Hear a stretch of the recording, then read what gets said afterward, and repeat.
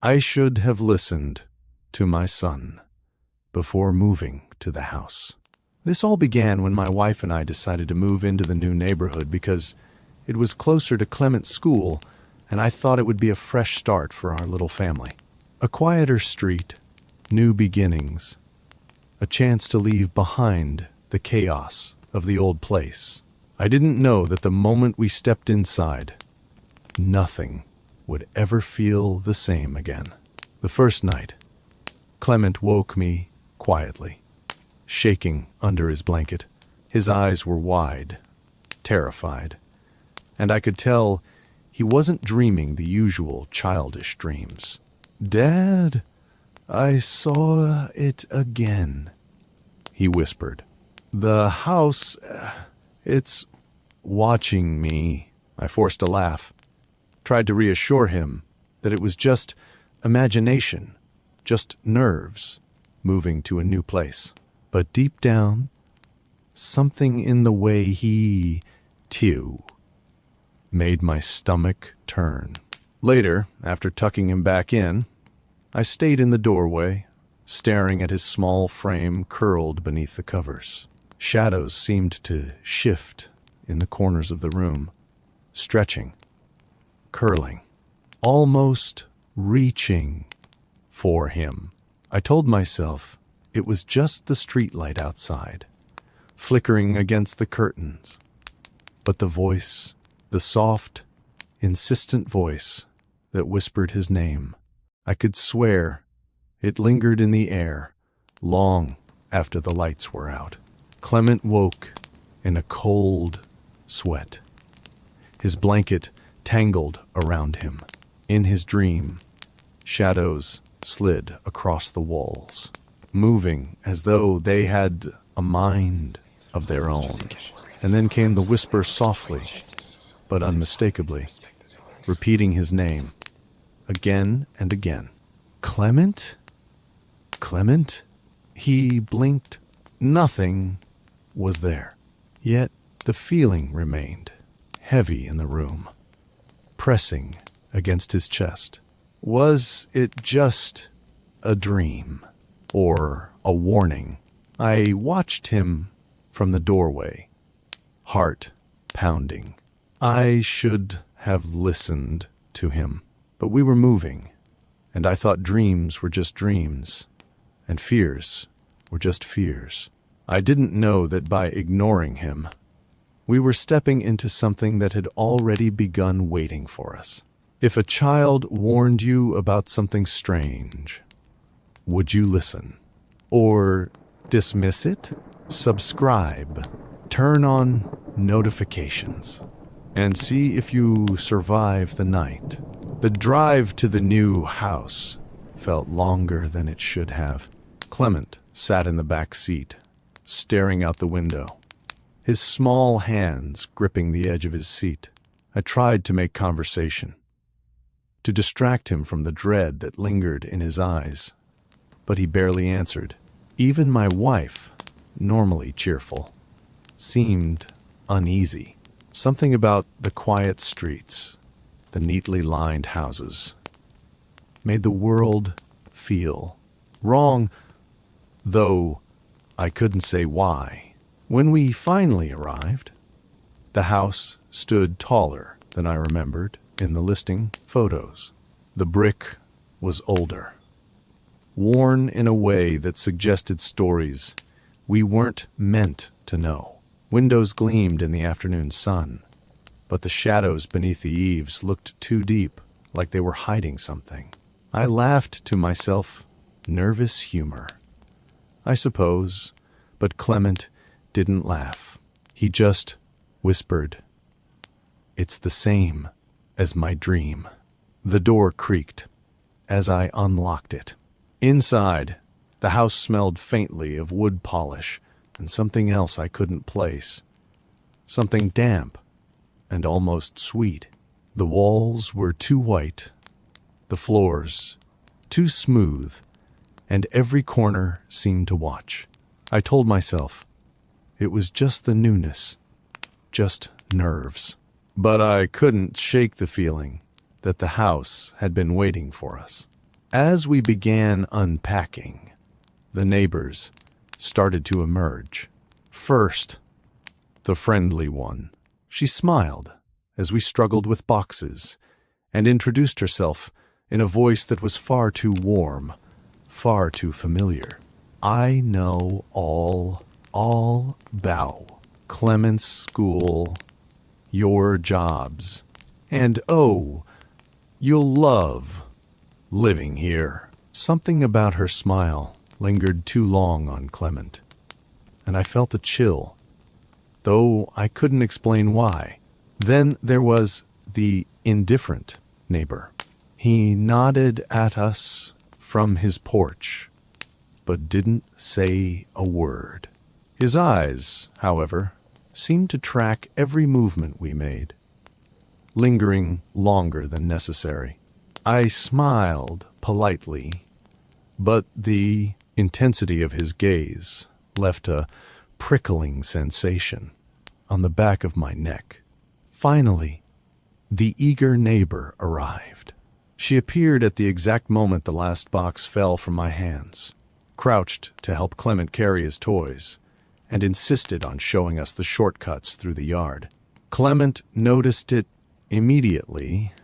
The timing was always neat. Every time something strange happened, she would appear, smiling and helpful, yet her eyes felt hollow. When he looked up to ask a question, she acted normal, as if she had been there all along. Was it a coincidence or something else? The first few nights, the house felt not in ways I could name, but in ways you feel in the pit of your stomach. Clement tossed and turned, muttering about shadows moving just beyond the corners of his vision. I told myself it was just the stress of moving, or the unfamiliar creaks of an old house settling. But then the whispers began, faint, almost polite at first, curling around the edges of our rooms. Words we couldn't understand. Syllables that seemed to tease. And yet, they called our names. At first, I didn't see anything unusual. Just small things out of place. A kitchen chair moved a few inches from where I had left it. A coat hung crookedly. Clement's favorite toy on the floor when it had been neatly on the shelf. Each day, the changes became more deliberate. It was subtle enough that you could question your memory, but enough to make your heart start racing. Clement noticed them before I did, always pointing quietly, eyes wide with the kind of fear only a child can wear. I wanted to comfort him, to dismiss it all, but I couldn't ignore the pattern anymore. Mirrors became a new kind of terror. One morning, I passed the hall mirror and caught a flicker of something that shouldn't have been there.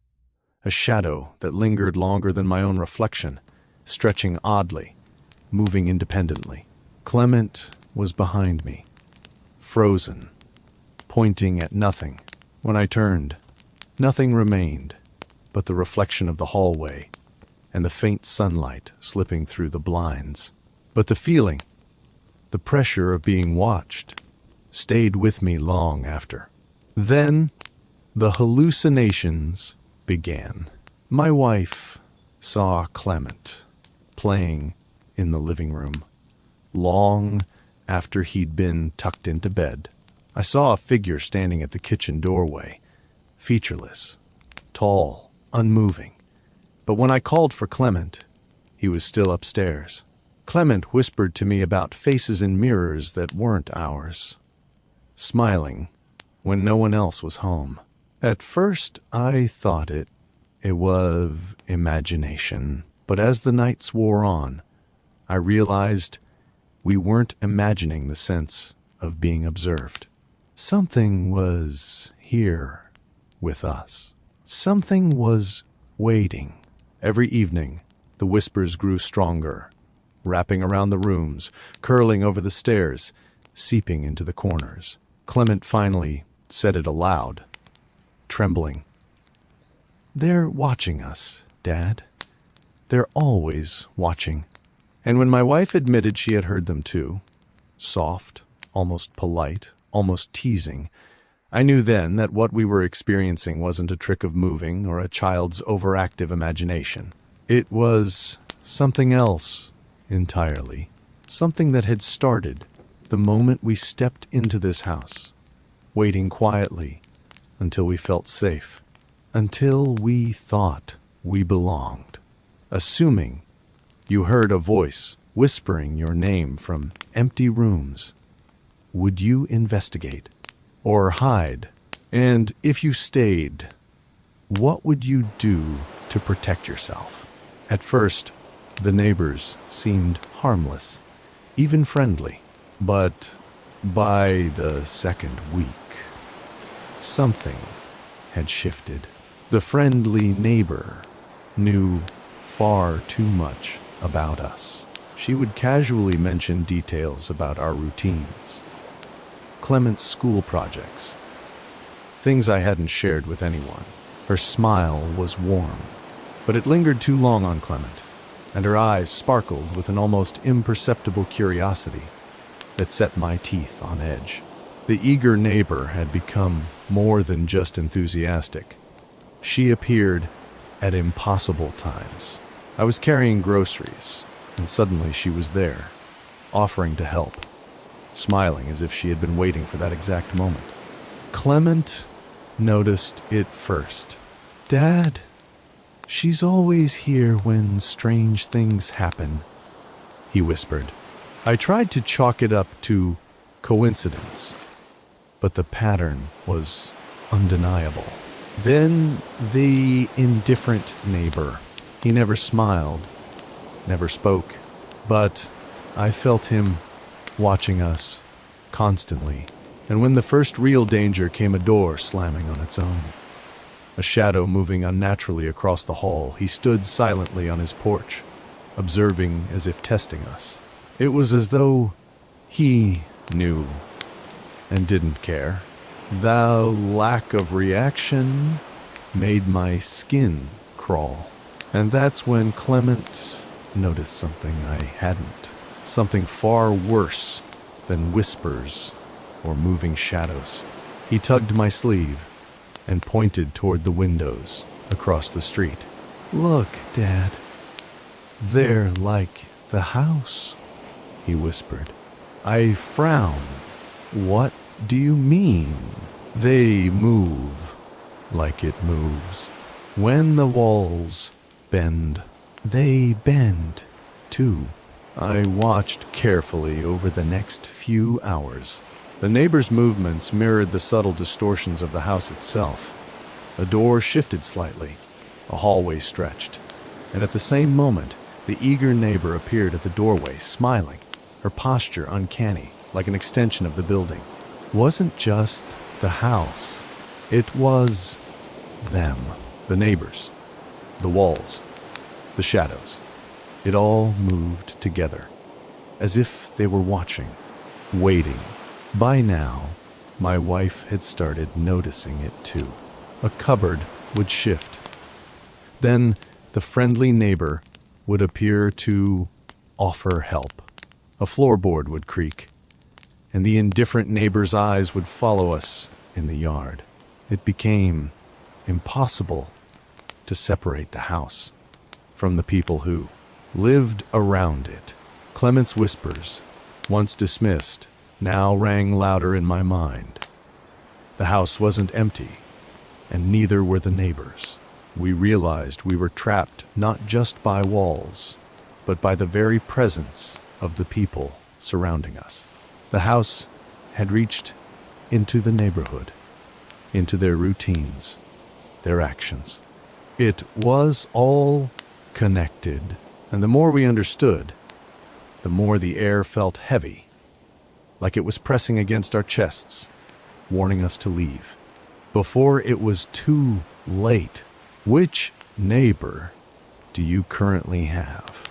The extra friendly one watches your back. They might know more than you think. The nonchalant one keeps your eyes open. They see everything, but say nothing.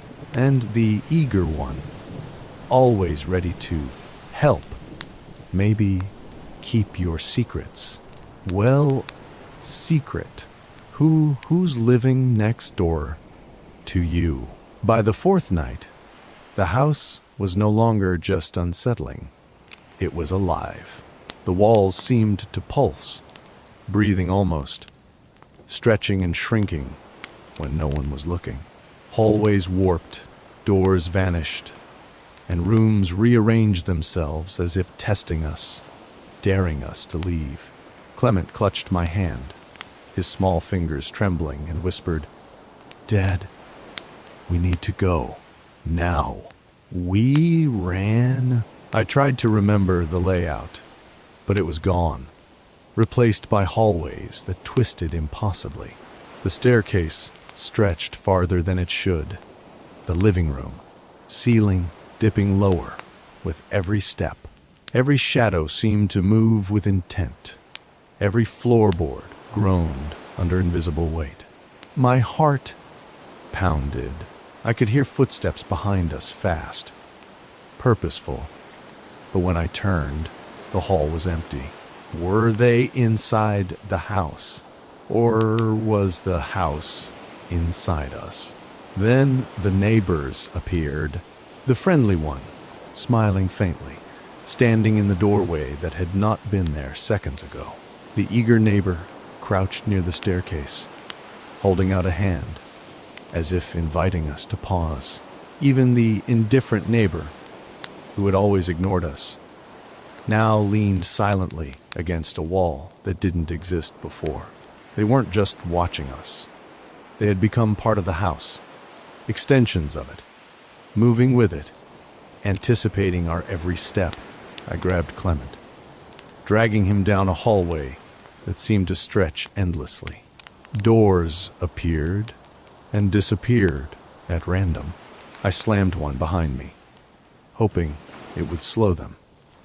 But the next corridor already held their shadows. The house seemed to mock us, each turn leading us back to where the danger awaited. My wife screamed when a mirror reflected a hallway that wasn't ours. The neighbors were there, just silhouettes, waiting.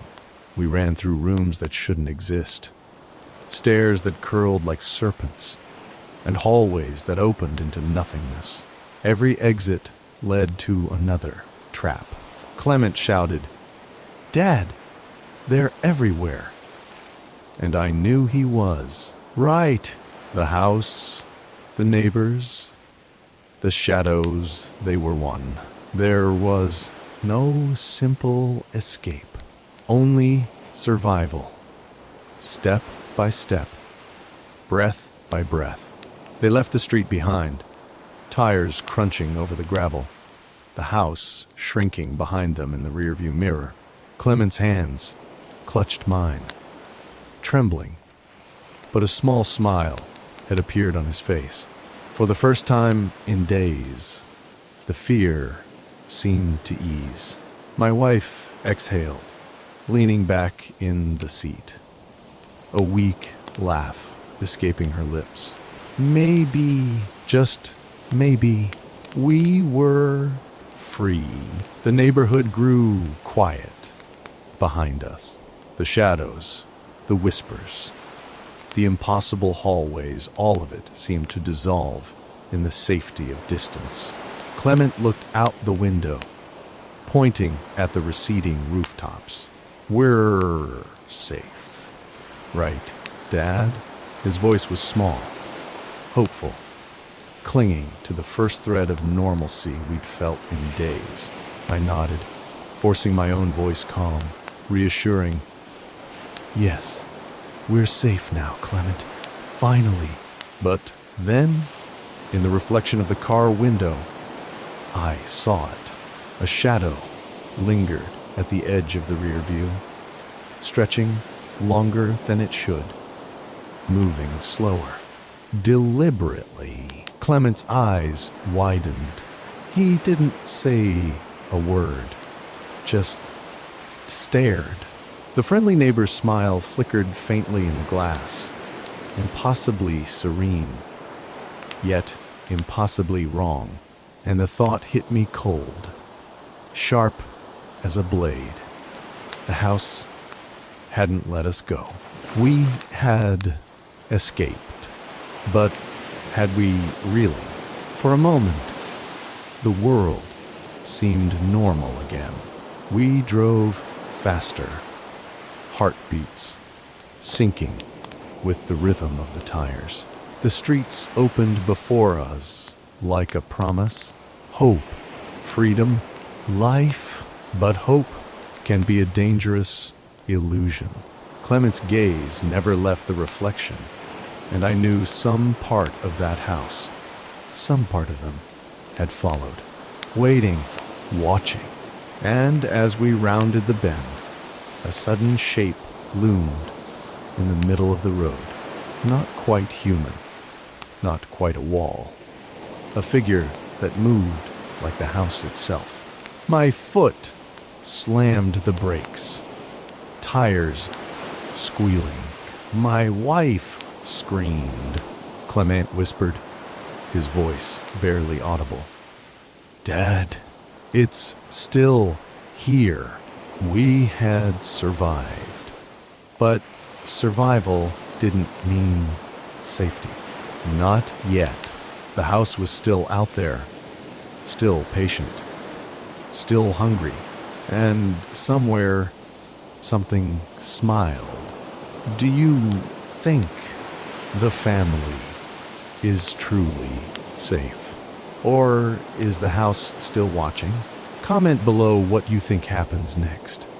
And if you want more stories that will keep you up at night, subscribe, hit the bell, and like, if dare.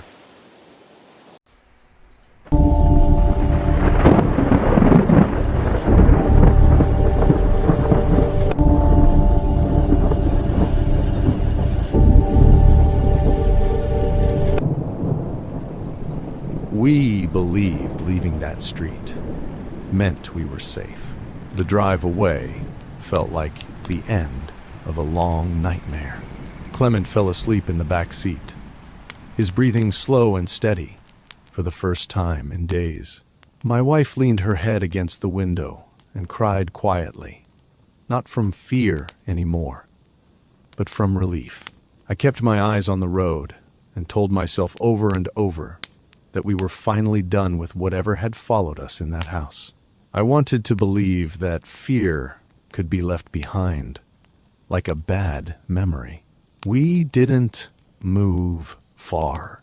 We didn't disappear. We simply chose a smaller home in a brighter neighborhood, a place with clean sidewalks, friendly faces, and the kind of quiet that feels safe. The house was ordinary. No strange smells. No shadows that felt alive. No history pressing against the walls. For the first time in weeks, Clement laughed without forcing it. My wife cooked again, filling the kitchen with warmth instead of tension. And I slept without holding my phone, without listening for footsteps that weren't there. Hope returned, and with it, our guard dropped. At first, the changes were so small they felt harmless. One morning, our mail was already opened when I brought it inside. I assumed the envelope had been torn in the mailbox. Another day, one item was missing from a grocery bag. I blamed the store. Then, one evening, I noticed the back door wasn't locked the way I always locked it. Not wide open, not broken, just slightly untied. done. The kind of detail you question yourself about. None of it was dramatic. None of it felt serious enough to mention. None of it sounded believable out loud. But inside me, something tightened. Because homes don't change on their own. And mistakes don't repeat in the same quiet way. I didn't tell my wife at first. I didn't want to bring fear back into our home. I didn't tell Clement because I wanted him to keep laughing. So I told myself it was nothing. But nothing opens your mail. Nothing touches your groceries. Nothing will unlock your door and leave without a sound. The worst part wasn't that someone had been there. The worst part was how careful they were. Whoever it was didn't rush. They didn't make mistakes. They didn't leave signs meant to scare us. They left signs meant to be noticed only if we were paying attention. That's when I realized something that made my stomach turn. We hadn't brought the nightmare with us. We had brought ourselves and whatever had been watching us before. I am still watching now, just closer, just quieter. And this time, it wasn't hiding in the walls. It was hiding in plain sight. The changes didn't come all at once. They came the way rot does, slowly, quietly, patiently. One morning, Clement woke up confused because his favorite toy, the one he always slept with tucked under his arm, was no longer on his bed. We found it later in the living room, sitting upright on the couch, as if someone had placed it there carefully. I told him he must have carried it out in his sleep. He nodded, but I could see in his eyes that he didn't believe me. That same day, my wife noticed a photo frame on the shelf had been turned face down. It was a family picture from our first week in the new house. She asked if I had moved it while cleaning. I asked if she had. We both shook our heads. Neither of us pushed the question further, because pushing it meant admitting what we were both starting to think. By the end of the week, our shoes no longer sat where we left them. One pair would be closer to the door. Another would be turned slightly outward, like someone had examined them before placing them back. These were details so small that they felt ridiculous to worry about. But once you noticed them, you couldn't unsee them. Then Clement came to me with his tablet, his face pale and confused. His email account, the one we used for school notifications, had been signed up for strange newsletters. Dark images, violent headlines, stories about missing families, about people who vanished without answers. I deleted them immediately, but the damage had already been done. Clement asked me why someone would send him things like that. I didn't know how to answer him. The next day, a woman waved at us while we were unloading groceries. She smiled as if she knew us. I smiled back out of instinct, then realized something was wrong. She didn't live on our street. I was certain of it. I watched her walk past our house and turn the corner, never once looking back, as if she already knew exactly where she was going. That was the moment the house stopped feeling like home. We began asking each other questions we didn't want to ask. Do you move this? Did you open that? Did you touch this earlier? The questions were quiet at first, careful, almost polite, but they carried weight. Every question felt like a small crack forming between us. Every answer that didn't make sense made the crack wider. Trust didn't disappear all at once. It thinned. It weakened. It started to feel fragile. Clement began watching us more closely. My wife began locking doors twice. I began checking rooms before going to bed. None of us said it out loud, but we all felt it. The presence wasn't random anymore. It wasn't playful.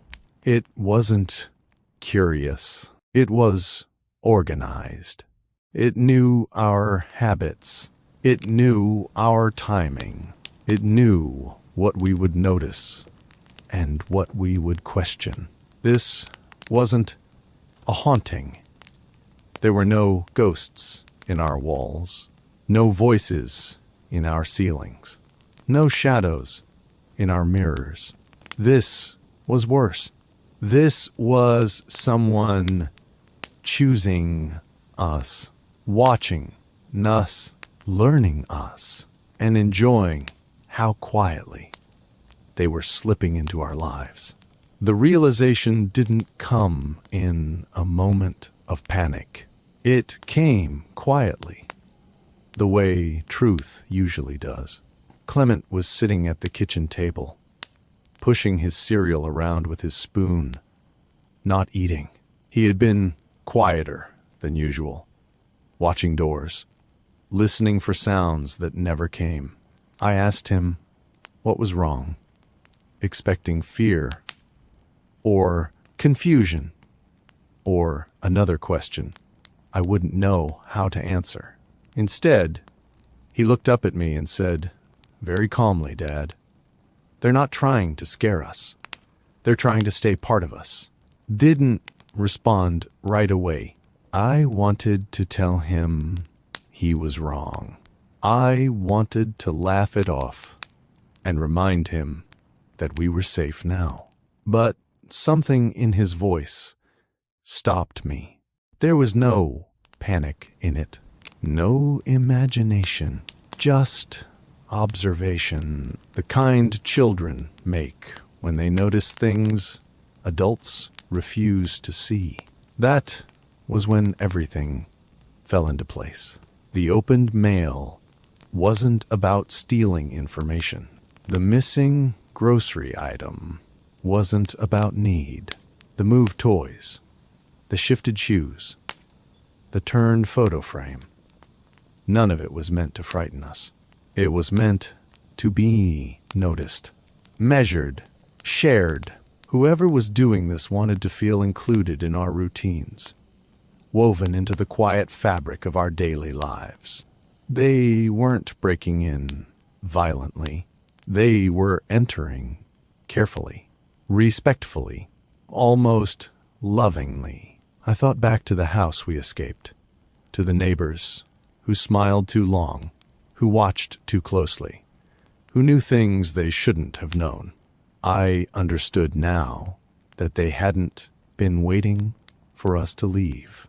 They had been studying how we lived, what made us feel safe, what made us feel like a family. They didn't want to hurt us. They wanted ownership. They wanted to feel necessary, needed, present, like parasites that don't kill their host because killing would end the connection, like something that survives by convincing you it belongs. That night, My wife admitted she felt it too. Not fear anymore, but violation. The kind that creeps in slowly and leaves you doubting yourself. She said it felt like someone was rearranging our lives just enough to leave fingerprints behind, as if to say, "We're still here." Clement stopped sleeping, with his door closed. It felt rude. When I asked who he was worried about offending, he didn't answer. He didn't need to. That was when I knew we couldn't ignore it anymore. We couldn't pretend this was random or harmless. Whatever had followed us wasn't acting out of anger or madness. It was acting out of attachment. And attachments like that don't fade.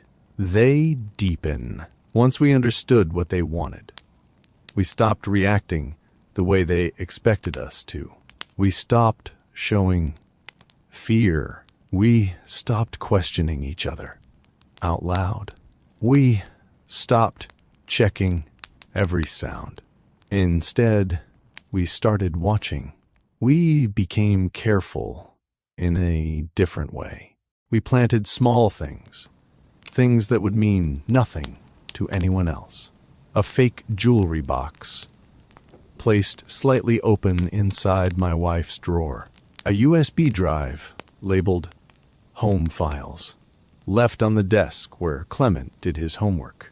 A single torn journal page on the kitchen counter, written in my wife's handwriting, casually mentioning that we might be away for the weekend. None of it was valuable. None of it was real, but all of it looked personal.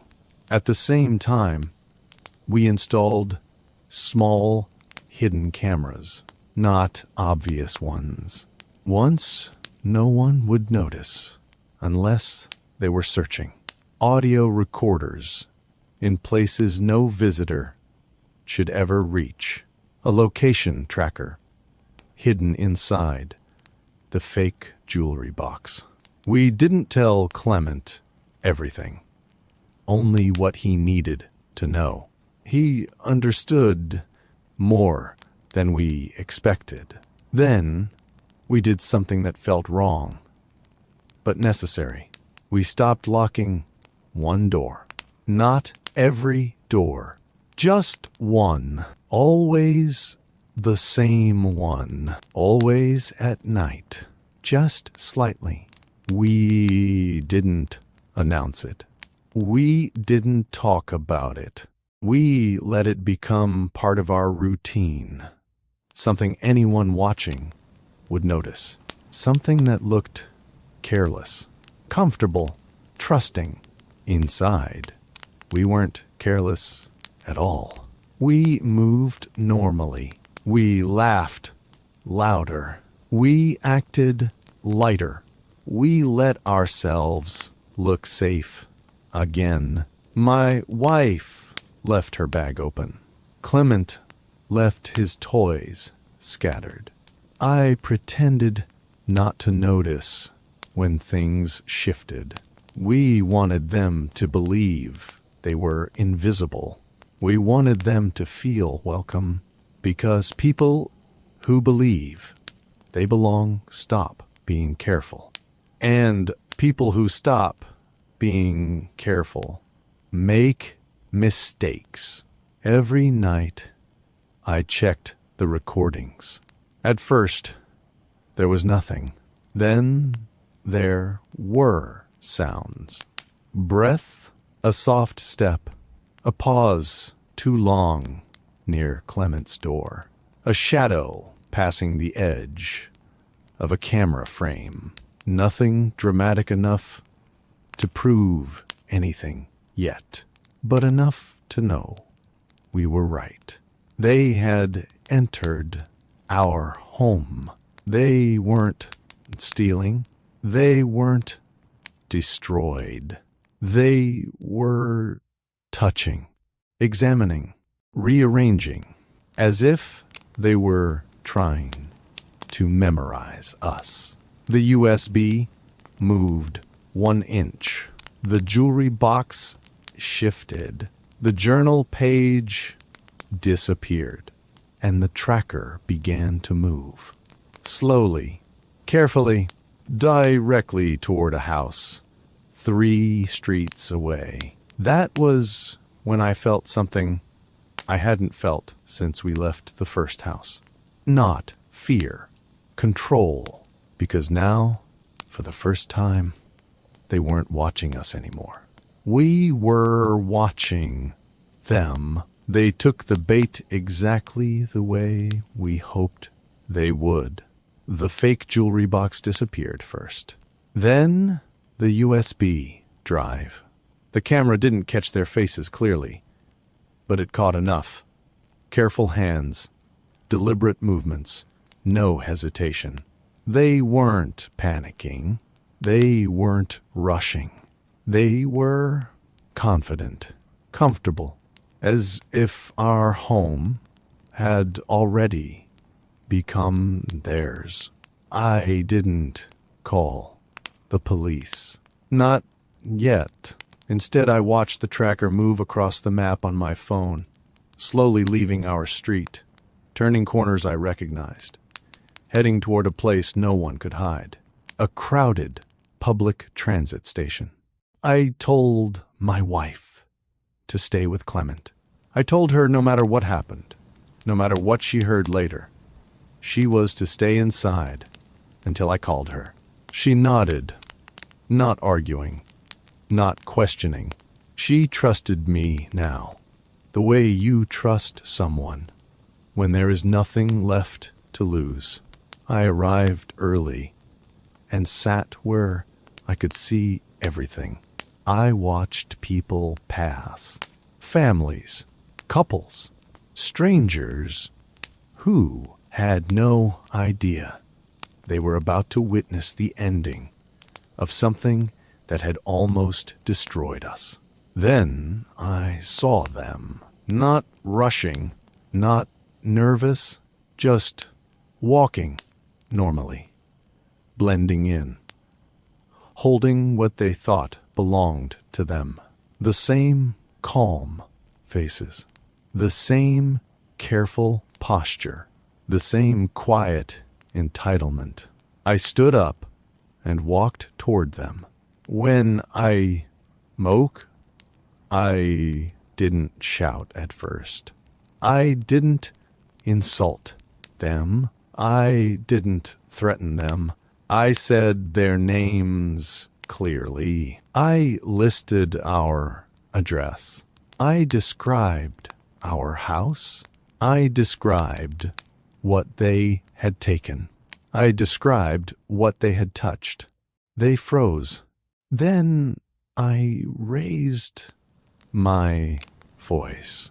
I told them about the cameras, about the recordings, about, well, the tracking device, about the messages they thought we never saw, about the times they entered our home while my child slept.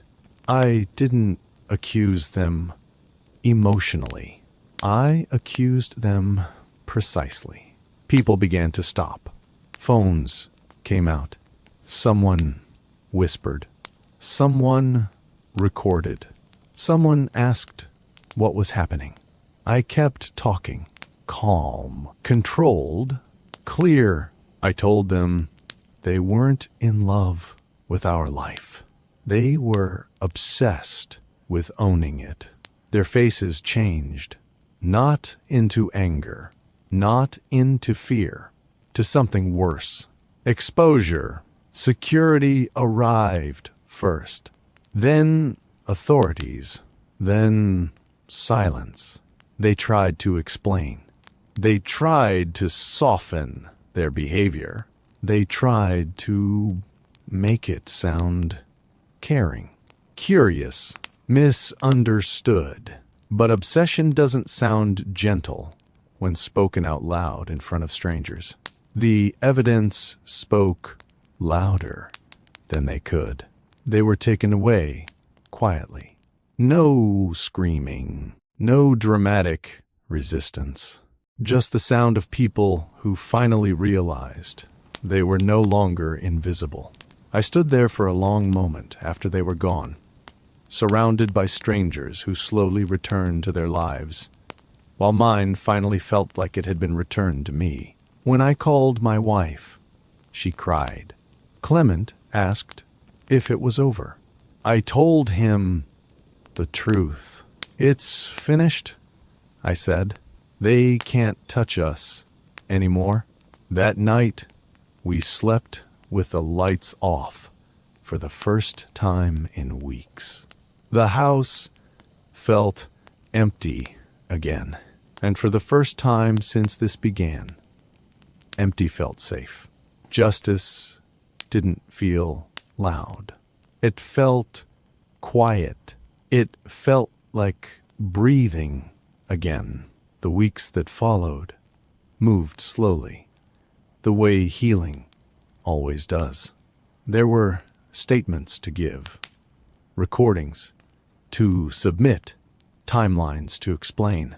There were courtrooms that smelled of paper and quiet authority, restraining orders printed with names that once haunted our home, and signatures that felt heavier than ink should ever feel. Justice wasn't dramatic. It was procedural. It was patient, but it was real. The offenders never looked at us again. They avoided our eyes, avoided our presence, avoided the truth that now followed them everywhere. Their obsession, once hidden and powerful, had become documented and undeniable. And in that transformation, it lost its strength. We began therapy together, not because we were broken, but because we wanted to stay whole. Clement learned how to talk about fear without letting it own him. My wife learned how to breathe without checking doors first. I learned how to stop listening for footsteps that were no longer there. Our house slowly became a home again. Clement slept through the night. No whispers, no questions, no sudden wake-ups. His dreams, he told us, were about school, about friends, about things children should dream about. My wife started planting flowers in the yard. I started leaving windows open during the day. Light returned. Not suddenly, not dramatically, but steadily. We laughed again without forcing it. We sat together without scanning the room. We lived without measuring every sound.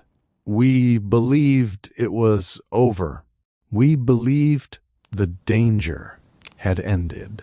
We believed the story had finally found its proper ending. And for a while, it truly felt that way.